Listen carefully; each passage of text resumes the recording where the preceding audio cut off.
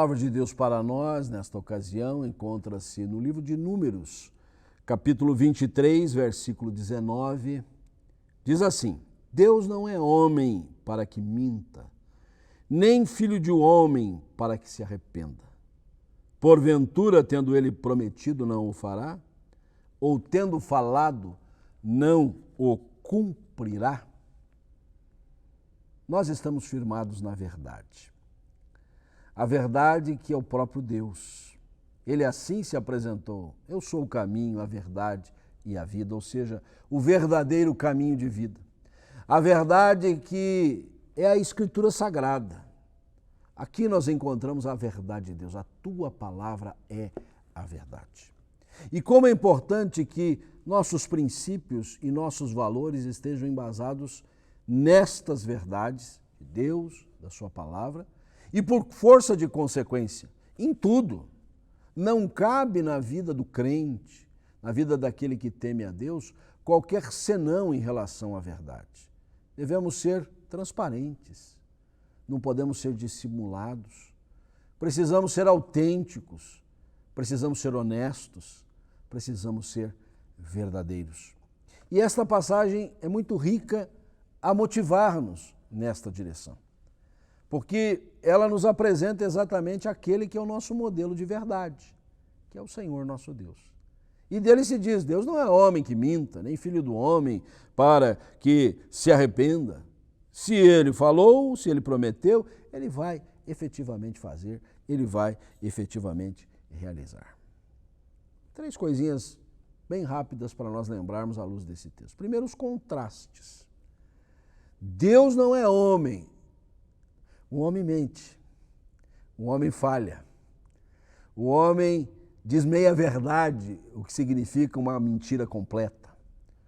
O homem dissimula, o homem disfarça, o homem engana e se engana. Deus não. É importante a gente marcar bem esse contraste, porque o nosso modelo é Deus e não o homem. Mesmo que seja um homem modelar, uma figura exemplar, mas é suscetível, pode falhar. Sempre estamos à busca de líderes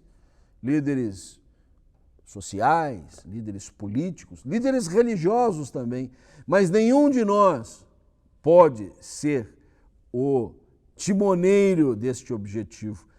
Esse é o nosso Deus. E às vezes nós nos frustramos com os nossos líderes, nos frustramos com os nossos pares, nos frustramos com aquelas pessoas que estão ao nosso redor, porque resolvemos colocar o nosso olhar neles e não no Senhor, que não é homem para que minta. Então esse contraste precisa sempre estar diante dos nossos olhos. Nós almejamos que os homens sejam verdadeiros, militamos para isso, não vamos desistir de que eles assim procedam, mas se eles nos frustrarem, o nosso Deus jamais nos frustrará. Segundo lugar, promessas. Se Deus prometeu. E é importante considerar que o nosso Deus é um Deus de promessas. Promessas que ele fez questão de deixar grafado na sua Escritura Sagrada. Ao lermos a palavra de Deus, nós vemos desde a primeira página as promessas de Deus. Deus intentou criar todas as coisas e de fato fez.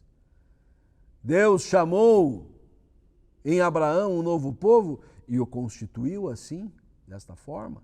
E assim vamos dos livros dos patriarcas, dos profetas, dos apóstolos, todo o conjunto canônico das Escrituras, vamos vendo as promessas de Deus. E entre essas promessas, a mais elevada, a mais sublime, a que sensibiliza mais o nosso coração, o envio do Salvador. Esta estava garantida desde as primeiras páginas das Escrituras, quando o Senhor disse que viria o descendente da mulher para esmagar a cabeça da serpente. E lá na cruz do Calvário, o Senhor Jesus assim cumpriu o seu mistério, colocando todos os principados e potestades no chão. Ele foi o grande vitorioso e não o derrotado naquela cruz. Promessas do nosso Deus. Contrastes, promessas mas por fim as obras de Deus. O nosso Deus não é um Deus político que promete e depois não cumpre. Ainda mais num ano eleitoral como a gente tem vivido o 2020. O nosso Deus, ele faz, o nosso Deus realiza, o nosso Deus opera. Por isso, o texto diz assim, ele falou, ele cumpre, ele prometeu, ele vai fazer a sua obra. Deus fala e faz. Aliás, a palavra de Deus tem esta característica especial. Ela cria mundos. Foi a palavra de Deus que fez o universo. Deus não fica no discurso. Deus realiza realmente as coisas. Firmados na verdade. Na verdade que é o nosso Deus. Na verdade de um Deus que promete e efetivamente tem feito. Isto é motivação para a nossa caminhada. Isto é consolo para os nossos corações. Rendemos graças a Ti, ó Deus, porque estamos firmados em Ti, que és a verdade. Rodeados muitas vezes de mentiras ao redor, nosso olhar está posto firmemente em Ti, que promete e cumpre, que se apresenta e realiza, que é segurança das nossas almas. Te louvamos e bendizemos em nome do Senhor Jesus. Amém.